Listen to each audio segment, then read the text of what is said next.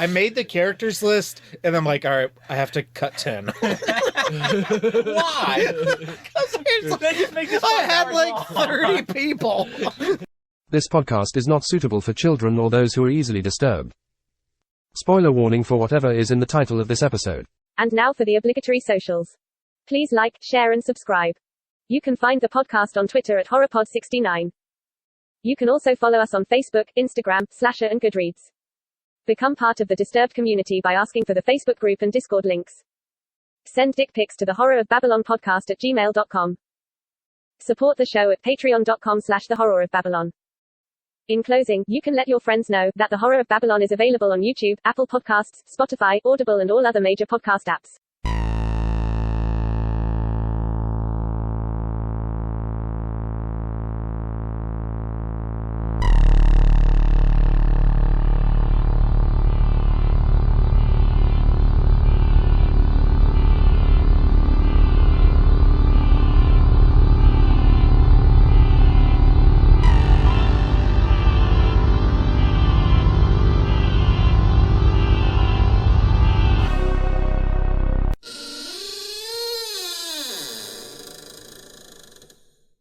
Welcome to a very special bonus episode of the Horror of Babylon, sponsored by Horsemen Comics and Gaming, where we discuss Independence Day.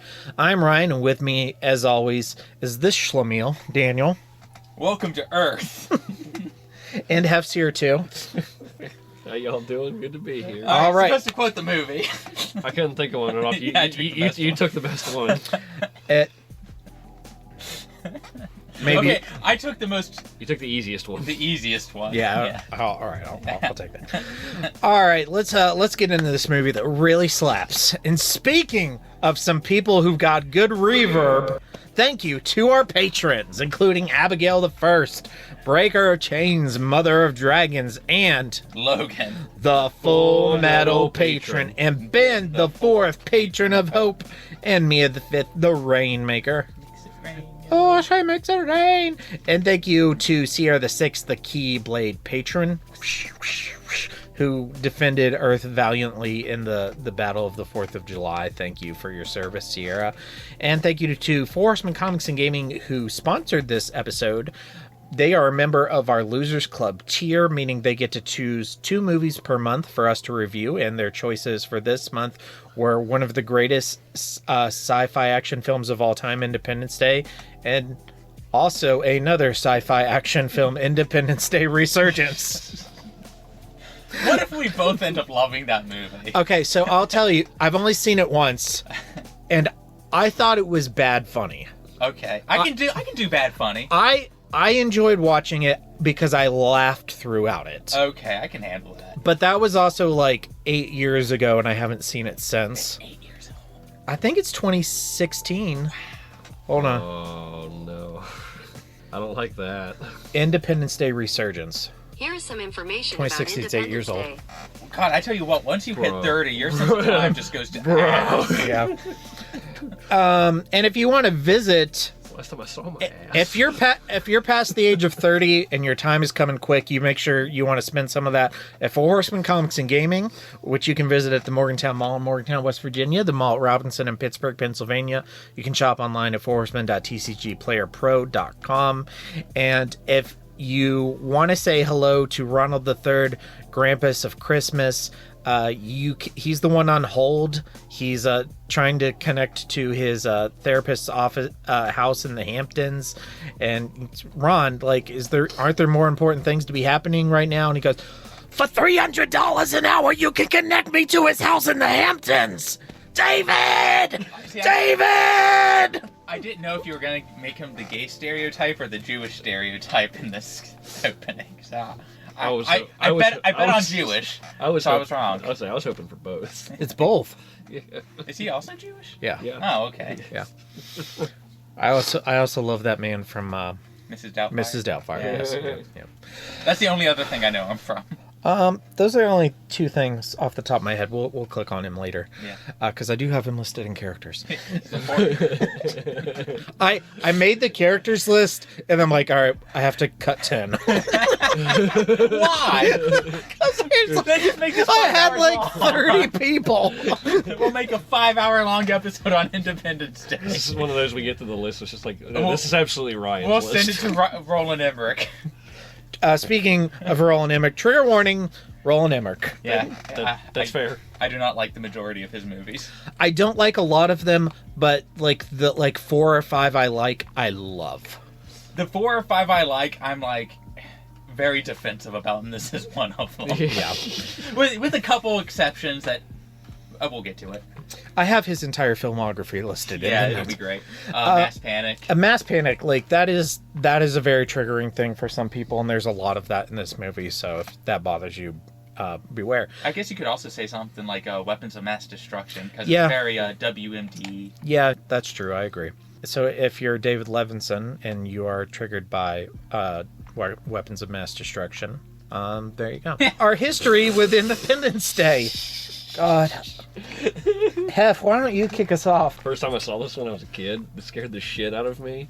Especially the scene with the alien that just, like, picks up the dude and just starts talking through him. Brent Spiner. Fucked me up, dude. Mr. Data. I could not watch this movie again until I was, like, in my late teens. Aside from maybe Gremlins, this is the movie I've watched the most out of all the things.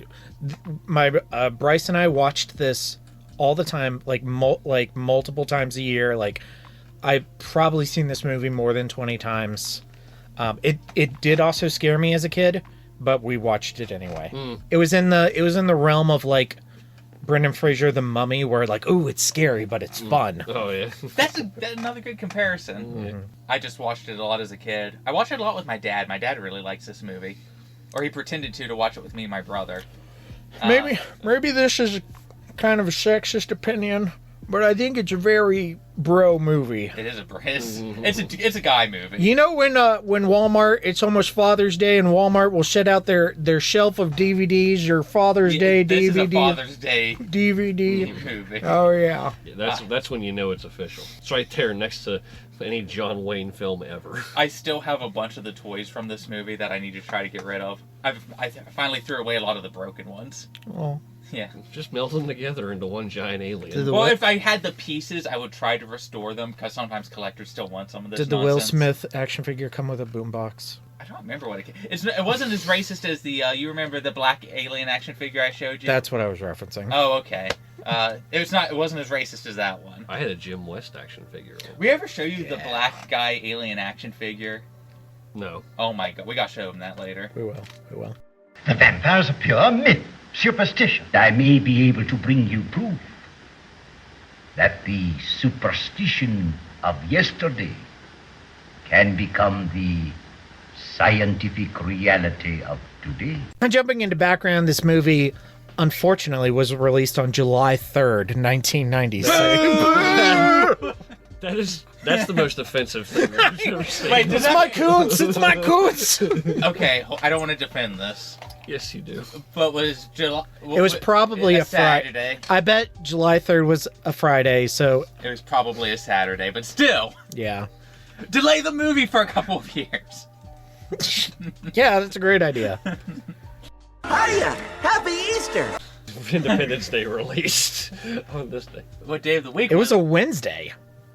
Oh, so that means that this was the midnight release, and they. I don't think they did midnight. back then. I don't think they Back did then. midnight releases. That's even weirder. Boo! The star sign, I think, sells it to us right there. That's just, Yeah, people born in 1996 were rat cancer. Generation millennials.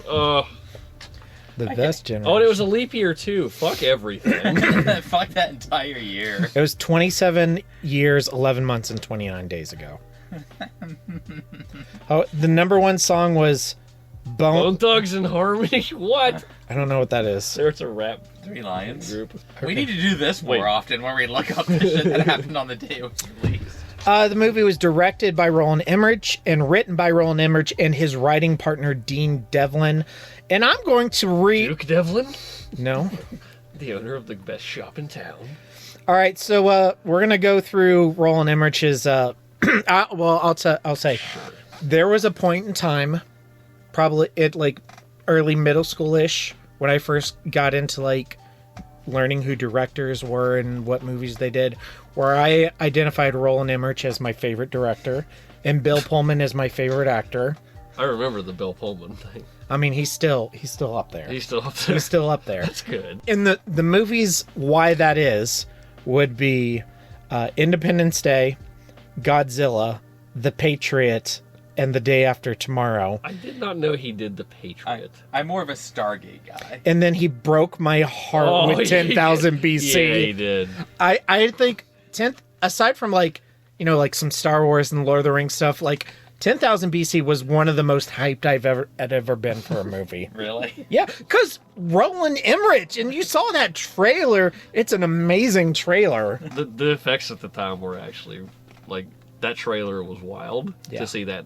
Was it the tiger, the saber-toothed tiger? Yeah. That looked wild at the time. And then the movie was just... Yeah, it sucks. Yeah. Yeah. I love the Day After Tomorrow, though. Yeah, I love The Day After Tomorrow, too. I'm a big fan of disaster movies. So, you know, in The Day After Tomorrow, Volcano, Twisters, like all those kinds of movies I was really into as a kid. I do like Twister. You can go see Twisters? There's a second one? Oh, buddy. It's coming out like this month. No fucking way. Yeah. Buddy. You're fucking with me. No. You go home by yourself. You lock yourself in a room and you watch the trailer for Twisters. Okay. I want to hear your reaction to the trailer for Twisters. Oh, we need to record a pre-show. Maybe we'll just do that. That sounds great. We'll just watch a bunch of trailers. We should do one for the Nosferatu trailer. I have already seen it, but I will act surprised. You know what? You need to stop just... You ruin it. A white woman sent it to me. I don't know what to tell you. You just... so you're a big fan of Stargate. I love Stargate. It's some stupid nonsense, but I love it. I love the way the aliens, like, you know, are they extra dimensional? I can't remember. I've never seen it. I don't know. Well, have you seen what the costumes look like? Oh, fucking fantastic. They're wearing these, like, giant robot Anubis heads. It's fucking fantastic. That also kind of scared me in a weird way as a kid, a lot like Independence Day did. And Independence Day is another one of those ones I'm like a hardline defender of. There was a long period of time where I identified The Patriot as my favorite non-Star Wars film. The Patriot I also really kind of like. And then I watched it like 2 nights ago. Like, this has... Rewatching Independence Day has kicked me off on... And I'm watching Godzilla next. That's one of the ones I can't defend, but I'm a Godzilla fanboy. I love it. I love it. I enjoy it as a movie. Like I like Godzilla as a movie. Hank Azaria, Jean Reno, Matthew Broderick. I'm sorry. Kid me was pissed that it was like an Americanified Godzilla, but I loved it as a kid. As an adult, I like it more. Every time I watch it, I'm just gonna be like, "Oh, look, it's Leon." Professional. It is. Oh. Yeah. My mind actually went to, okay, he's making a Resident Evil film. But I don't know what you're talking about. No, now in my head he's just always Leon. Elvis Presley movies. He was the king. That's a good movie. Are you the worm guy? And 2012 was just That Day After Tomorrow, but not as good. Yeah. I agree. Yeah. They had space colonies, and I was like, what the fuck? I want to watch Midway, but I haven't yet. I want to watch Moonfall, and I'm kind of mad at myself for wanting to watch it. I don't know anything about that. It's a disaster movie that involves the moon. I want to watch it. And I was shocked and disappointed when I found out he directed White House Down, which I haven't seen, but it just didn't seem like... I don't know. You know that year they released... with a gun. They released 2 movies about the White House being taken over by terrorists. Yeah. In the same year, and Roland Emmerich did one of them. Mm-hmm. And his is the less funny one. Some factoids. Independence Day was originally scheduled to air on Fox on TV on September 16th, 2001. Can you guess why they canceled it? Because of the 9/11 attacks, and they replaced it with a repeat airing of There's Something About Mary. Now that's the real national tragedy. It's like, all right, let's have Ben Stiller get his junk caught in his zipper. It had a budget of $75 million. It made $817 million. Jesus Christ. This is why Roland Emmerich keeps getting work. I can't believe it took as long as it did to make a sequel. It took 20 years to make a sequel to this movie. And they only had one shitty video game tie-in. Yep. Probably because he was like, please stop bugging me about it. I don't want to do this again. And the aliens made it to the cover of Time magazine. I love the alien design. I'll say it. I do too. I think it's a awesome. Design. Origin of the movie: while promoting Stargate in Europe, Emmerich conceived the idea of the film while answering a question from a fan about his belief in the existence of aliens. Emmerich and his writing partner Dean Devlin. We didn't do a filmography for Dean Devlin because every movie that Roland Emmerich has written, he wrote with Dean Devlin. Yeah, because they're writing partners. They're like this. Yeah. They wanted to do an alien invasion movie where it's a coordinated large-scale attack. Because if you think of, like, most of the alien movies up to that point, with the exception of, like, War of the Worlds, which, granted, that was a book, but... like, they're mostly, like, one ship coming down, but, no, like, tons of ships, coordinated attack. That's what they wanted to do. Hit the important bits. It's considered a significant turning point in the history of Hollywood blockbusters. It was at the forefront of the large-scale disaster film resurgence of the mid to late 90s. Other movies include Volcano, Deep Impact, which I also love, great movie, Armageddon, Titanic, Godzilla... Yeah, I've seen all of those. Yeah, I don't think I've seen Armageddon, but I've seen the rest. Maybe I've seen it. Is Nicolas Cage in Volcano, or am I imagining that? Tommy Lee Jones. Thank you. Mm-hmm.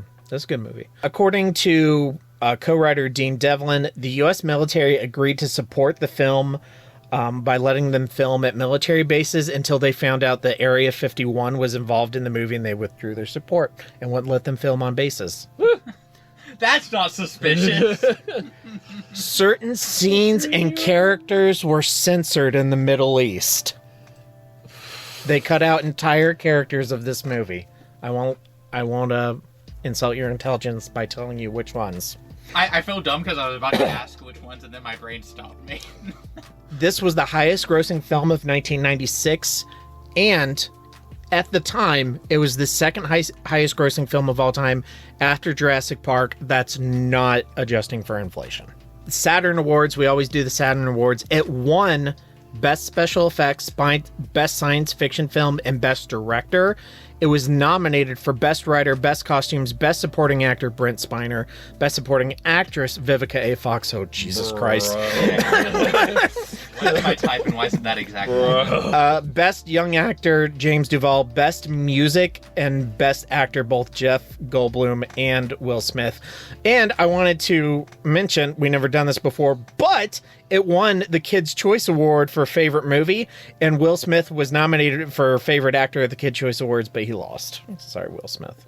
Boo, Kids' Choice Awards. There is a series of 5 novels. Ryan. Next summer. Independence Day summer. The first one is a novelization of the first movie. The 5th one is a novelization of the second movie, but the 3 in between are original stories that continue. What? And Who wrote these? I don't remember. And August 4th, 1996, BBC Radio broadcasted a 1-hour audio drama called Independence Day UK, which was a spin-off depicting the alien invasion of Great Britain, which I also want to listen to. I hope Stephen Fry is just me. We picked the wrong summer. There was a sequel, Independence Day Resurgence, which released 20 years later and was part of a planned series of films, which is not happening. And that's that. Another story in the classic, infallible 3-act structure. Good enough for Aristotle, good enough for The Simpsons. Mr. Sislak, I have a feeling there's going to be one more act to this story. Well, I'm not hanging around for that. 4 acts. Structure and themes. Yes. Daniel, how does this film stand out amongst alien movies of the period? Here, this movie is much more like military focused with its aliens. It's like Emmerich said, it was portrayed as a coordinated assault as opposed to alien abductions or body horror or comedy. I mean, this movie again has funny bits in it, but it wasn't written as a straight comedy. It was written as a action movie. It's like a disaster movie. Sci-fi action comedy disaster movie with horror elements. Yeah. It was a hodgepodge. I mean, that's kind of what Emmerich does. He kind of scatter shots. Or, I guess the guy he writes with. They both scatter shot. Yeah. They very much like to use stereotypes, sometimes to their benefit. Yes. This is what jumped out to me. The big theme of this movie, to me, has always been the unification of humanity. And, of course, in this movie, it's against a common threat. You know, we put down our differences. It doesn't matter. You know, we're Christian, Muslim, gay, straight, black, white, communist, capitalist. Like, none of that matters anymore because there's aliens who are going to wipe us out. We have to band together, forget our differences, and fight these people. And there's another science fiction movie that does the same thing, and they were both released in 1996. So this movie was released July 3rd, 1996, and the other one, Star Trek First Contact, was released November 22nd, 1996. If you're not into Star Trek First Contact deals with the first contact between humans and Vulcans, which was humans and their first contact with aliens. And that, in the Star Trek timeline, at that point in Earth's history, World War III was happening and things were really bad. But the emergence of the Vulcans united humanity and kind of set humanity on the path to becoming the like utopian society that it is in the 24th century in the Star Trek TV shows. But what I think is interesting is that both of these movies were released with 6 months of each other. They both deal with the unification of humanity, but they do it from like opposite ends of the spectrum. Independence Day is about a common threat and us banding together to fucking kill some things. And then Star Trek First Contact is about like discovery and scientific curiosity and it more the positive end of the spectrum. How was Independence Day the more realistic outcome? I mean, let's be honest. People unite over getting to kill something else over, hey, this new thing we found is sort of neat. And both movies star Brent Spiner. Well, the commonalities never cease. I think this film stands out among other movies of the period with its feet and dick firmly planted into the ground. It is a tripod of sci-fi movies of that era. And those tripods are Bill Pullman, Jeff Goldblum, and Randy Quaid. Randy Quaid! you fucker, you got me. I hate you. And Randy Quaid's the giant dick in the front. You thought I was going to say Will Smith? No, yes, I did. But then you paused, and I'm like, this motherfucker's saying something else. And then you said it, and I hate you. I'm back! Can you guess what my king is? I'm back. Yeah, I love that scene. Yeah, I love it too. I unironically love that scene to death. No, I also think it's amazing. It sounds mean when you say it, but it's not written to be one of those sci-fi movies that makes you think a whole bunch. No. That's not a... It's a ride. It's a ride. You're 100% just there to have fun. You're allowed to make movies that are just meant to be entertainment, and I wish Hollywood would remember that sometimes. I think how it stands out a little bit from other just like thrillers, well, not thrillers, but thrilling movies, is it's not just about the adrenaline, but it's also, there's like real drama. Like this movie is super dramatic. It indulges in itself. Yeah. But that can be a bad thing, but it's a good thing. But in this way, it works, though. Yeah. Like it embraces some of like... Have you seen like old like 1950 sci-fi movies? I mean, I have seen a couple, yes.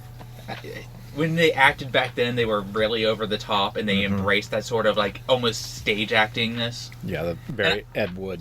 And I feel like this movie intentionally did that. Maybe that's just me projecting. No, I mean, like, Bill Pullman, like, his speech, like, it's purposely, like, over the top and dramatic, but it works. Yeah, and you got Will Smith, who at the time was purposely over dramatic in everything he did. Yeah.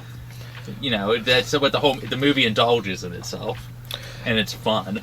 They're coming to get you, Barbara. Okay, let's go to characters. Instead of just listing out each, what I did is I took the I took the three male leads, Bill Pullman, Jeff Goldblum, and Randy Quaid, and then I grouped the characters that are related to the main character like underneath them. Yeah. So we'll talk about Bill Pullman and all the characters related to him, and then we'll move on. Bill Pullman is the John McClane that won. I think it's really important that they never like talk about his politics and never say what party he is. That is probably a good thing. Yeah. Because that could just ruin the movie for some number of people. I also like that he's an idealistic young president. He's supposed to be like he's a Kennedy. Yeah, that's what he's supposed to be, like a 1990s JFK. Yeah. But he's like a veteran, and in the beginning of the movie, they do a really fast and quick job of establishing that he actually misses when he had life or death situations, but his decision-making process was so much simpler because there were fewer factors. Yeah. As opposed when he was a commander of a squadron, as opposed to commander-in-chief of the entire nation. I'm a fighter pilot. Yeah.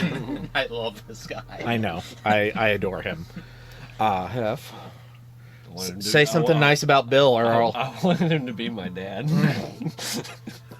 I'll be honest, if this dude, this character, or even just Bill Pullman ran for president, I would vote for him. I would too. Yeah. Pullman 24. Let's go. I'll vote across party lines for this guy. He needs to come as independent, though, so like he really sells it. Dad, he's a fighter pilot. I'm going to vote for him. I feel like if you don't like Bill Pullman, it's like, why the fuck are you even like complaining about this? I mean, whatever he does, he just kind of fits into. He's kind of, I feel like he's one of those niche people that just most people aren't going to know. Like, he's that guy you're like, I've seen him somewhere. So if you have a problem with Bill Pullman, it's just like, come see me. Bro, come on. You got to get There's literally anybody else you could be upset with. Yeah. So let's talk about the First Lady and their daughter. I love Mae Whitman. Yeah, I was going to say, because she is the voice of... She's Katara. She is Katara from Avatar. I did not know that. Yeah. Yeah. I learned something She's today. also Scott Pilgrim vs. the World. She is the girl Evil X. Oh, is she? She is. Like in the live action movie? In the live action movie. I'm a little bi-furious. That's her. Yeah. That's Mae Whitman. I never would have, like... She's real good. Drake and I have this great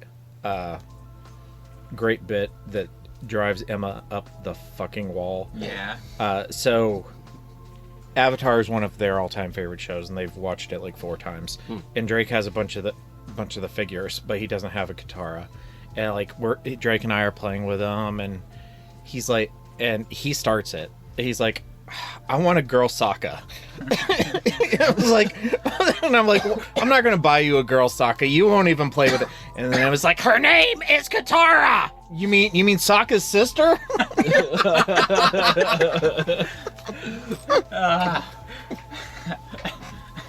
My mom was a girl Sokka. Emma, he made a sword out of the moon. And then he had so much riz. The little girl just absolutely slays me. I'm so glad she didn't die, and I always get teary-eyed the scene with the First Lady in the hospital, or when she's dying. Mr. President, if we've gotten to her sooner, she's bleeding internally. There's nothing you can do. And I also love the scene. I mean, she's like, so what do you do for a living to Vivica Fox? She's like, oh, I'm a dancer. Oh, ballet. Yeah. I would have just been like, you can reinvent yourself if you wanted. Yeah, like what the world just ended. Yeah, like, yeah, I'm a fucking ballerina. I'm the CEO of a little company called Microsoft. But it's good that she's proud of it. She's like, I'm supporting my son, and it's good. She owns it. We love an independent woman. Okay, so one thing I always liked about this movie is like all good like war movies or like political movies, whoever like the lead decision maker is always has like 2 guys who are their advisors, and they're on like opposite Rough ends. military man. Yeah, and in this movie you've got Robert Loggia, who's awesome, absolutely love him. He's the general, the commander of the Marines, and then you've got James Rebhorn, who's the slimy Secretary of Defense. I love Robert Loggia. Yeah. Like, he's just a presence. Yeah, he is. Like, I think that he had a lot of fun playing his role too. Mm-hmm. Again, it's that whole indulgence thing I keep talking about. They're like, I get to do this in this movie, so I'm just gonna like lean into it. And then my guy, Mr. Data. Is there any role this guy plays that isn't just fucked up? He's never normal in whatever he's doing. I just think that that's him. No, Yeah, he yeah. just shows up and that's... Yeah. Brent- If he showed up as actual Brent Spiner, it's just weird. Brent Spiner's kind of a freak. And No. I can't remember if it's the Trekkies documentary or the Trekkies 2 documentary, but they interview this girl who's like completely obsessed with Brent Spiner, and she has her entire apartment done out in Data stuff, and she actually she picked an apartment that was inside of his house, and she can like look out his window and watch his house. So I feel like crazy people inspire crazy fans. But yeah, the scene with Dr. Oaken and the glass. The line in this with him is my king, like this movie. It's where they have the where he's supposed to get. Well, he's like, "What do you want from us?" Or he's like, "Die." You're just like, "Fuck, that's hard." That's That is a hard line. That's the hardest line in that movie. Is that glass bulletproof? It's not. It's not. It's like, fuck yeah. That's the like to me that's the hardest scene in the movie. It's like it's chills. It's maybe the second hardest for me, but I think it's pretty. I'm biased. Okay, let's go to. So I also ranked the male leads in order of importance and best performance. So let's go to our silver medal. Jeff Goldblum as David Levinson. I don't know what kind of messed up kid I was, but if I'm watching Jurassic Park, I prefer Jeff Goldblum to Dr. Grant. I'm watching this movie, I prefer Jeff Goldblum to Will Smith. Even when I was like 8. I was just like, that Will Smith's kind of funny, but this guy, I mean, to be fair, this is my guy. in Jurassic Park and in this movie, He's right. Yeah. Ian Malcolm. They play him as the scientist that's right. Yeah. The one time they played him as the scientist that was wrong was The Fly. And even then, that wasn't his fault. But yeah, no, underachieving MIT graduate who works for the cable company. You think they don't know this? They know this. If they want HBO, they'll call you. Judd Hirsch. Next Jew. Julius Levinson. Arguably, probably the funniest role in the movie. I just absolutely adore him. I like it when him and Jeff have a Jew off in the car. I'm not gonna... They're cutting me off here. I can't do it. But... No, try. I can't do it. I've tried. I'm not going on until you try again. Be like, I'm a Jewish. It comes out as like shitty Italian. I like how he did things with his hands. Yeah. Say cannoli, Daniel.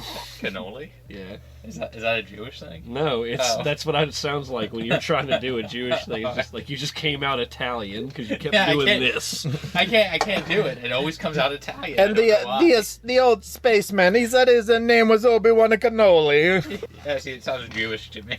And then his ex-wife, Constance Spano, who lists her phone number under her former husband's name of Levinson. I really like the titter-tat, the back and forth. Harvey Fierstein is Marty Gilbert. I want this exact man as my friend. Yeah, he's pretty great. I feel like this guy would be a great sidekick friend, like to just hang out with. In third place, our bronze medal, Randy Quaid. He gets his own fucking section. I love Randy Quaid. Well, I mean, he doesn't really tie to any of the other characters. Yeah, but he's great. Yeah, no, he's awesome. I love him. I gotta say, his character is hurt a lot with the extended edition of this movie. I do not recommend. I did not know there was an extended edition. I do not recommend it. Oh, really? Okay. How long is it? Like 4 hours? No, it adds like 8 minutes. What does he like smack a child or something? No, it adds a subplot about his youngest kid and how he needs penicillin, and how he's like drinking away his kid's penicillin money. Whoa. Yeah. Not okay. That doesn't help. Not cool. Okay, sometimes the cuts are made for a reason. Yeah. It took me years to figure out that this was the same guy that Chevy Chase was always mad at. That was like one of the first Kevin Bacon games I ever played. That's funny. Bill Pullman is in Independence Day with Randy Quaid, who was in National Lampoon's Christmas Vacation with Beverly D'Angelo. Oh, Beverly D'Angelo. Oh. Whew, you see her naked in the first one. God, I forgot about that. Hef, tell us about old Willie Smith. Oh, man, I'm all about Big Willie style. The Fresh Prince. The Fresh Prince. The Fresh Prince of Belarus. This was peak Will Smith era. Like Men in Black, Wild Wild West. Wild West. I mean, just really from mid '90s to like early 2000s. That's when you wanted to watch Will Smith movies. I try not to be a person that pays a lot of attention to, you know, like mainstream media, like stuff outside of the actual films in which they're based. I think Will Smith is actually one of the best actors, probably of the last 30 years. He's pretty good. He's very good, and he made me cry. Like 7 Pounds broke my heart. I didn't like that movie. I don't. I will never watch the movie again. But I walked out torn asunder. I mean, I could not drive home after watching that movie. That was my reaction to Pursuit of Happiness, but it's still like. But that's my with I him. haven't seen that one. Well, with him, it's pretty good. Yeah, it's real good. But that's like the thing. Like this is the kid in the Fresh Prince. Like if you'd have told me the kid in the Fresh Prince of Bel-Air was going to be in movies like The Pursuit of Happiness and would sell me on acting chops, I would have been like, "You're full of shit." There's an alternate timeline where he leaned into his rapping career instead. I'd watch it. No, I love Will Smith. I will never not love Will Smith. I like the Wild Wild West. Wild Wild West is and this movie and Men in Black, those are all pretty big movies for me. Yeah, they're pretty high tier. Watching Wild Wild West now is a trip. My God. I still really like. I've watched I love it. Yeah. I love it still, It's just a trip. but you can sit there and watch and be like, "Whew, buddy." Salma Hayek also. There's not a movie that Salma Hayek cannot save at least a little bit, and I sat through all 3 hours of Eternals, so good job. She does good in this movie for what his role is. Yeah, this was very much his Bad Boys era before he got into dramatic acting. Fun fact. Well, not fun fact. If you like that '90s era Will Smith kind of thing, check out a movie on Netflix called Bright. Bright, the cop movie. That's kind of it's in that element of like you can very much tell he's like in that era. That was written and directed by the dude who did the Suicide Squad movie. Yeah, but this one's good. I like Suicide Squad. I liked it as a 3-hour music video. 3 hours? I don't remember. I don't recall that movie. It's not 3 hours. That's not right. David Ayer, that's his name. I couldn't remember the director. I liked Bright. I thought it was good. I still haven't watched it. It's Will Smith being Will Smith the way we want him to be. I want Will Smith to just be happy. Me too. Will Smith's in Suicide Squad. Yeah. Forgot. Ding. He's the reason they keep portraying Deadshot as black now. Worked for Nick Fury. Yeah. He cheated on his wife on that movie. Who's next? Jada's next. Jada's supposed to be next. Damn you, Margot! Get out of my house. Vivica A. Fox. God. Has a woman ever been named so accurately? No, I don't think so. And that's only because I believe the name Salma Hayek is actually another language for love goddess. I love this woman. Yeah. I would fall on a sword for her. Yeah. I was not prepared as a child to see this woman in stripper gear. No. And it possibly awakened something. You know, of the 2 strippers I've dated, I wish both of them acted more like this woman. Of the 2, I wish both. Yeah. Like what? Like you could have easily, you know, those 2 strippers I did. Yeah, well, they both misdirection. Yeah, yes, smoke and mirrors is definitely your color. I want to edit the scene where Will Smith shows Harry Connick Jr. the ring and says Jasmine has a thing for dolphins, and then splice in Hank getting raped by a dolphin. Oh, that's great. Because, I mean, she's just like a sweet woman. Get out of here. You're in trouble, all of you. She's a sweet woman just trying to take care of her kid, and, like, the fact that she's working this profession is kind of messing with the dude who she's with's dreams in kind of a shitty, weird way. Yeah. But it was the 90s, so Yeah. like people's professions did that, but they still kind of do. I'm sure they still do. Oh yeah. But I'm sitting there like, you know, I'm sure if you apply to be an astronaut, they're going to look at your wife, look at your parents, look at, and when I was driving around with my ex, she would just whip out cocaine and go, "Hey, do you want a line?" And I'm like, "No, thank you. No, I thank am you." driving." Of the 2 strippers I dated, Let me that pull. was the one that Let me pulled out pull cocaine. over. Do a line. Okay, now I can drive. Yeah. Can't do it while you're driving. And the other one was just super distant. It's over there. Yeah. And then Lil Nicky, the magical morphin baby, Ross Begley Jr. as Dylan Dubrow. He was Nicky on Fresh Prince. He was a baby one season, and then he was like 5 the next season. Oh, I'm that's surprised you don't have Boomer listed on here. I love that they made Jazz bring it up. Because the fact There's that something different about you. they don't kill the dog is like important. Oh, I forgot about the dog. Because they can kill the president's wife, but if they killed that dog, no one would like this movie. Maybe not no one, but Yeah, I mean, you saw what happened with I Am Legend. yeah. Oof. Half of America stopped watching when the dog died, Yeah. which is okay because the first half is the better half. Oh, by far. Yeah. You know, honestly, if you would stop the movie there, the movie would be pretty okay No, for me. I think the first half is really good. Yeah. It's the second half where it goes off the rails. I like that we have the same opinion of that movie. I think if they just stop after he says the best line of the movie, I like Shrek. Just stop there. And then Harry Connick Jr. is only in this movie for a minute, but he's really Is that great. the best friend? Yeah. Okay. Yeah. Because he has real, I'm the best friend who's gonna die vibes. Yeah. I have a cigar for us to smoke afterwards. Well, yes, but to be fair, they all died. Yeah. Again, this movie indulges in all the best parts of itself. Yeah. And that's one of them. It's The just Black Knights will fly again. as the good Reverend once said. You know, my side job is actually, I've figured out a way to cure cancer. Once we get back from this battle, I'll be pushing my paper. We're going to save so many lives. No, you don't go up in the plane.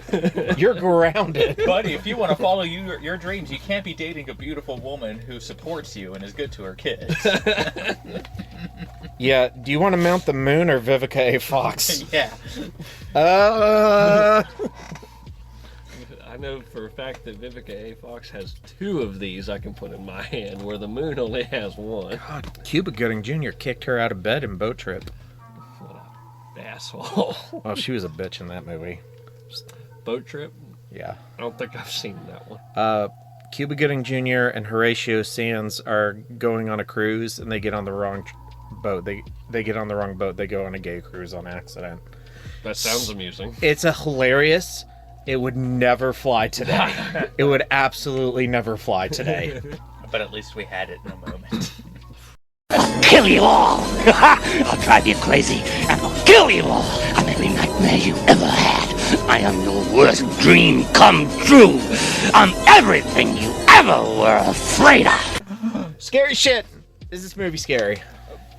Parts of it scared me as a child, and you get kind of like like you guys were talking about earlier, like nostalgic scare vibes. Yeah, like this, like logically, I don't find this scary, but because this like really scared me as a kid, I still get a chill. Yeah. Yeah. No, this movie scared me as a kid, and it's still like. And like I didn't find the whole movie scary as a kid, but those parts were. The obviously like the Dr. Oaken scene. But then also just like The whole city blowing up. yeah, just like the scenes of mass destruction and panic, just people going nuts. Let me hold up a sign to the friendly aliens. Yeah, Tiffany. I hope they bring back Elvis. They're opening up.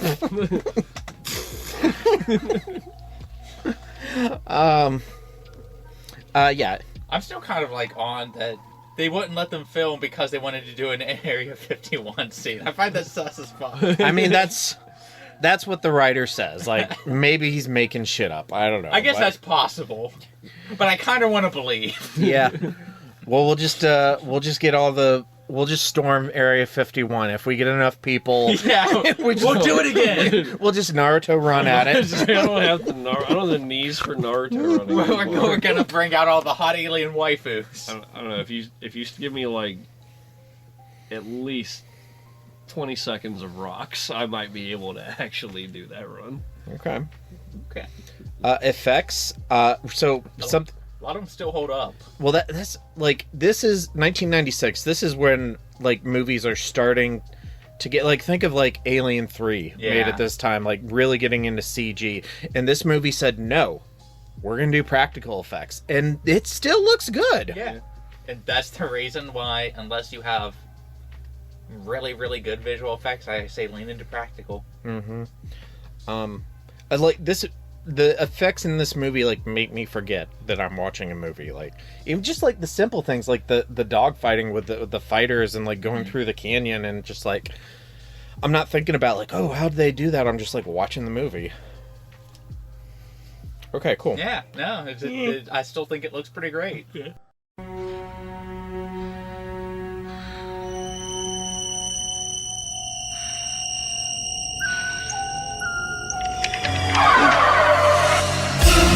Kiss me, fat boy. I have two things for Kiss Me Fat Boy. Vivica A. Fox, what do you think her full act was? Oh, God. I think I'll get canceled if I list it all out. Don't feel bad. I passed out halfway through the first chorus. I still can't believe, like, if you're at that bar and she's up on the counter and there's like aliens on the TV, I think I still might watch her. Same. Yeah. I don't know why that I'm picturing that. God, it probably says more about me that I picture her full act probably involves her picking up shit with her feet. Considering the fact that we have been to, might be the Nickelodeon before, thing, and then there was that one girl who went way up on the thing, and all of us were looking at me and just like, oh God, I hope she's okay. Yeah. Like, what if she falls? Yeah. Like, I don't think they get insurance. Like, that's what I'm saying. I don't think she can apply for disability at the strip club. I mean, I think if she gets hurt, she's out on her butt. All right, and then my second question is, apparently, like, what sexual things did the aliens do to Randy Quaid? Have you seen the Blue Girl? Have you seen Vacation? Because they have the tentacle things on their back already. So they plug him in and dump his sewage line. I was thinking, like, what did they tie him to the bumper of the car and forget he was there? It's like in the Christmas Vacation, I think. He does that. Yeah. He dumps his he dumps the poo from his RV into the sewer, and Uncle Leo throws. I laugh like a maniac every time that cat gets barbecued under the chair. Yeah, it's pretty funny. I'm watching that, and Lily's watching. She's like, "Dad, that's awful." And I'm just it's so funny. I'm like, I know, but I can't not laugh at it. We were watching Raising Hope the other night, and I forget exactly what happened, but like I think Hope hit like Bert in the head, and he like fell backwards off the porch, and I just cackled laughing, and then that set Drake off, and he started cackling laughing, and then Emma yelled at both of us because we're trying to teach Drake, like, because Drake laughs when like if Emma stubs her toe or something, he laughs at her. So we're trying to teach him, oh, it's not funny when people get hurt. But then we watch these TV shows, and I'm laughing when people get hurt. So Emma's yelling, it's not funny when people get. I know. Raising kids is hard. Oh, it is. The power of Christ compels you. The power of Christ compels you. Okay, the power of Christ compels you. Where is God in this movie? Guiding Randy Quaid's hand. Kings and Koontz. I was gonna say. Okay, go ahead. No, I was gonna say in the bar watching Vivica A. Fox with me. I think we both had good answers. Yeah, that's great.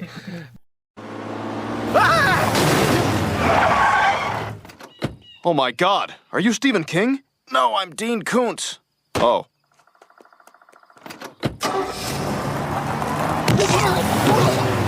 Daniel, what is your king for Independence Day? The Hawaiian back scene. I have a horrible martyr complex, and anytime I see a good scene with someone sacrificing themselves, that's an easy way to get me on board with something. That's a good one. Yeah, so. My king is when the alien tells them that they want them to die. Also great scene. My king is Bill Pullman's speech. Movie is filled with bangers. Yeah, it gives me tingles like every single time, no matter what. When I watched it the other day, I almost just put it right back on and watched it again. I didn't, because it's kind of long, but it is kind of long. It doesn't feel very long. Well, until you watch the extended edition. But and then plus, it just eats up time in your day when you have other stuff you have to do. What drives me crazy? So my Koontz is actually the extended edition. It inserts portions of scenes that were cut back in, but it doesn't add the music in the background, so it's super obvious when you're seeing additional footage. That's and it bad. Takes you out of it super hard. And one of the additional subplots is Randy Quaid's daughter trying to get laid. What? She's so I think the first scene is in the movie, when right at the beginning she's making out with the guy and he's like, you don't want to be this could be our last night on Earth. You don't want to die a virgin, do you?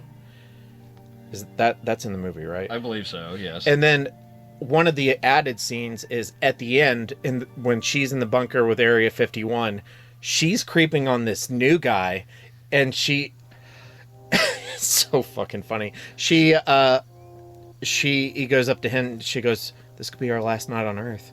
You don't want to I don't want to die a virgin. And his reply is, well, if you do, we'll die as virgins together. That's pretty good. But it totally, it's in the middle of the dogfight scene, and it's just this does not need to Oh, so yeah. Yeah. Scene break is weird. Koontz. It is, because a lot of times when I think about Koontz for this sort of movie, it feels like nitpicky. I'm just trying to be a film critic nonsense. Yeah. I joked about the dog. I probably would have cut that dog scene out. Because the dog, I guess, hopping in is kind of goofy, but the movie has these goofy scenes that kind of feed into each other, so it fits the movie. Yeah. I didn't get to see enough of the stripping. Rankings, it's my number 2. Oh, God, it's probably going to be pretty high. It's below The Princess Bride and above it. I could see it being, on a different day, it being 3 or 4, but it's definitely in that top 4. I don't think I would ever put it above The Princess Bride, but it's definitely in that top 4 range. It's your number 2. That's my number 2, yeah. Daniel. All right, let's go. Yeah. Let's start high and see where this goes. Yeah, these era of movies just get me, dude. Probably going to be in my top 10. It's going to be my new number 8, pushing Blade out of the top 10. Because simply from a pure entertainment standpoint, you could watch this almost on any given month, any given day. Poor Wesley Snipes. Yeah. We'll have to send him a check. And I really like Blade. Well, we'll send Wesley Snipes a check for $12. I forgot Freaky was in my top 10. That movie's really good. That movie is so good. I bet Hef would probably like Freaky. Hello, Mr. Stein. Hello, Mr. Black. Who's that? He's the new drama teacher. Okay, Zombie Day. I believe the movie that Randy Quaid's kids are watching on TV is The Day the Earth Stood Still. I believe so. I think it's right. And then also, Daniel, little baby Nicky is playing with some Godzilla toys. Yeah. Which ones does he have? I'd have to read. It's like the 3-headed thing with the wings. King Ghidorah or King Ghidra or Monster X, depending on the dub you listen to. Do you think that is a sneak preview for the fact that Roland Emmerich would do Godzilla after this? Maybe, because I believe it was right around that time that they were shopping the idea around, because the studio rejected the original script and work that the original American Godzilla movie was gonna be. Godzilla is the next movie he did after Independence Day, and and I knew that they were taking pitches. The people who had the rights to the American movie were taking pitches from directors, so I think probably that is probably a little hey, we would like to do this. Look, we're already putting toys in our movies. Yeah, as much as I give that movie, I had every single one of the American Godzilla toys. I had some. I had the one that you would walk around and roar. It was great. I had a Gigapet of it. That's pretty good. Yeah. I also had the Gigapet. Yeah, a little It's good. egg.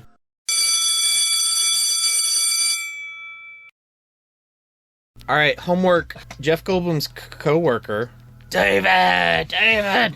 He sent his mom to Atlanta to stay at Aunt Edna's house. But we later find out that Atlanta was destroyed by the aliens. What do you guys think happened? What's the story there? Did she make it? Did she not make it? Did she survive? Was she killed? Or her and Aunt Edna going to the CDC with Rick Grimes? Like, I believe that's going to be covered in one of the novels we're going to be reading soon. And I don't want to spoil it. I do kind of want to read those books. Yeah, I do too now. Are we going to read the novelizations, though, or do we skip the novelizations? Sometimes novelizations are really good, and then sometimes they're a giant waste of time. You know what was a really big waste of time? Was the Cabin in the Woods novelization. I can see that. Like, a lot of that, like, what makes that movie good turns out to be stuff that you have to do in movies. But ever since the Revenge of the Sith novelization, I can't just say, let's skip the novelization. Okay. I'm willing to try it. Yeah. All right, for further reading, I say watch Star Trek First Contact, and, first, Borg, best villain. Second is, like, get that duality of... The Borg is my favorite Star Trek villain. I feel like that's like a cliche answer, though. I don't care. They're so they're so good. My favorite's Khan, so... Khan's good, too. I like Khan. Star Trek has a lot of really good villains. Yeah, we're called them on the ball. I guess, read War of the Worlds. I haven't read that since high school. Watch one of the movies. I don't think I've ever seen any of the movies. Yeah. They're not as... I don't think any of them are as entertaining as this. Is the Tom Cruise one any good? I think it's actually pretty bad, but... I'm sure there are people who can get stuff out of it, especially if, like, the whole reason you like this is the alien invasion aspect. Mm-hmm. If that's the thing, like, the specific thing of this you like. Mm-hmm. Now, if you just like Will Smith or, like, some of these actors, well, then look at their IMDb and then... Yeah. If you like Bill Pullman, check out Sleepless in Seattle and Casper. You know, kind of strangely... Jurassic Park, maybe not the novel, but like Jeff Goldblum. Yeah. There's similarities. They're both disaster kind of movies with horror aspects. And sci-fi elements, and they're carried by good actors. Oh, I saw that. Have great toys. Michael Crichton wrote a new book with James Patterson about a volcano, and it's called Eruption. James Patterson? Yeah, it was all over the bookstores at the airport. That's an interesting combo. Yeah, I've never read a James Patterson book before, but... for what they are, they're fine. My wife really likes James Patterson. He's not a bad writer, it's just that he writes in genres that I'm normally, like, not too... And he writes a lot. Like, he's got, like, content overload. Yeah, okay, so it came out last month, June 3rd, 2024... Michael Crichton, James Patterson, Eruption. A history-making, once-in-a-century volcanic eruption is about to destroy the big island of Hawaii, but a decades-old military secret could turn the volcano into something even more terrifying. Now it's up to a handful of brave individuals to save the island and the entire world. That could be good. This is what happened to Aunt Edna. It's funny because, like, the erupting volcano is, like, the Michael Crichton part of it, and then the decades-old military secret is the James Patterson part of it. Yeah. If you just add in, like, some racist stereotypes and a ghost, Stephen King could be the third writer on this one. Yeah, just have someone drop... Stephen King comes in and goes, you need to put an N-word here. That's funny. All right, let's wrap this up. Upcoming on the Horror of Babylon... This Sunday, we are doing our watch-along of the original Goosebumps episode, The Haunted Mask, which is on Netflix, and you can watch along with us and get our live reactions as we watch it. And then our next book episode is Sunday, July 14th, where Daniel and I read The Werewolf of Fever Swamp by R.L. Stine. And then next Thursday, you'll get our reactions on the third in the trilogy of Ty West Mia Goth slasher films. Max just didn't even really look like a slasher, this new one. I don't know. I don't know. It kind of looked like a murder crime Mystery. drama-y Yeah. kind of. Like, it looked like it was being pitched more like a thriller than the other ones that were pitched more like different genres of horror. Yeah. And then the next Thursday on July 18th. We are watching and reviewing the Keenan and Kel TV movie, Two Heads Are Better Than None, and Hef will be back for that one. We're all really looking forward to it. We have expectations. Yes. And speaking of people who have no expectations, thank you to our patrons, including Abigail the First, Breaker of Chains, Mother of Dragons, and Logan, the Full Metal Patron, and Ben the Fourth, Patron of Hope, and Mia the Fifth, the Rainmaker. She makes it rain, yo. Oh, she makes it rain. And thank you to Sierra the Sixth, the Keyblade Patron. I didn't remember if it was my turn or your turn to do the sound effect. Well, sometimes we go back and forth, and sometimes we both do it at the same time. yeah, I mean, sometimes we cross the streams, and sometimes we let them touch. And just the tips, though. Just the tips. And this episode was sponsored by Four Horsemen Comics and Gaming, which it subscribes to our Just the Tips Patreon level, where they get to choose 2 movies per month for us to review, but we will only review the first part of the movie. That's why it's called the Just the Tips tier.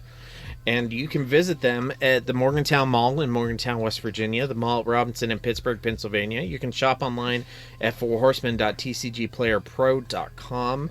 And you actually can't visit Ronald III, Grampus of Christmas, because he's actually been appointed to President Whitmore's cabinet. He is the newly appointed Secretary of Comic Books. Comics? Yeah, comic books, picture books. Or as I like to call them, novels with pictures. Yes. Whenever a new superhero movie is dropping and President Whitmore needs a background rundown on the lore of the characters, he calls up his Secretary of Comic Books, and Ron comes in with his charts and his PowerPoint, and he goes, okay, the villain here is Kite Man, and Kite Man is blah, blah, blah, blah, blah, blah, blah, blah, blah, blah, blah. Gotta make sure to enunciate the T there. I also Kite, caught that. Man. Kite. Don't say that word. South Park. Especially not on this episode. Yeah. Oh, that's a high estimate, too. All right. Well, thank you both for watching Independence Day and recording with me tonight. It was a great time. Let's do it again. Let's do more Independence Days. We'll do at least one more. Yeah. Thank you to our patrons. Stay tuned for our socials and stay scary. Stay scary, everybody. Stay scary, folks. And now for the obligatory socials. Please like, share, and subscribe. You can find the podcast on Twitter at HorrorPod69. You can also follow us on Facebook, Instagram, Slasher, and Goodreads. Become part of the Disturbed community by asking for the Facebook group and Discord links. Send dick pics to the Horror of Babylon podcast at gmail.com. Support the show at patreon.com/The Horror of Babylon. In closing, you can let your friends know that The Horror of Babylon is available on YouTube, Apple Podcasts, Spotify, Audible, and all other major podcast apps. Stay scary.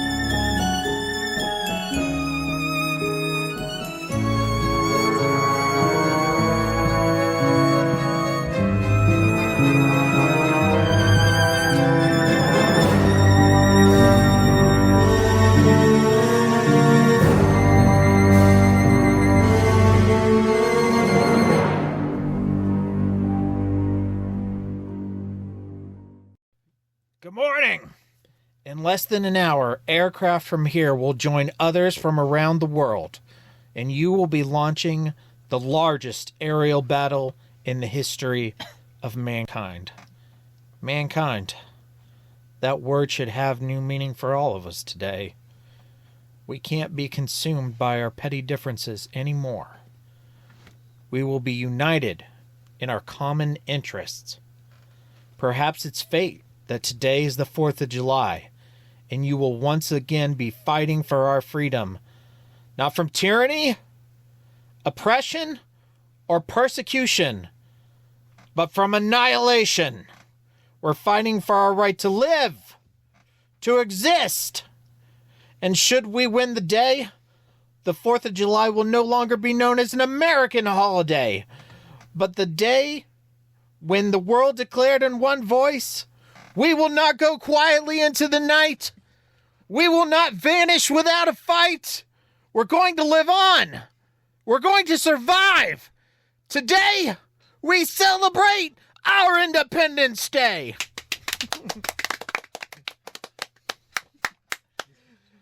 Fuck! Was that a Trump or a Biden speech? I haven't listened to a speech from either one of those. I won't recommend it because it's not nearly as good as that. Oh, we were when we were pulling into Pittsburgh today, there was just a giant billboard with 5 letters, CRAZY, and a picture of Trump's face. I don't know if that's pro or anti-Trump at this point. I was hoping that it was going to be one of those like changing ones, and it would change to ones that said OLD and a picture of Biden's face. Just go back. But I was happy enough with it as is. If I was just made of money, I would make that billboard sign for you. Let's not contribute any money to this. Let's just laugh at the idea. Okay. Yeah.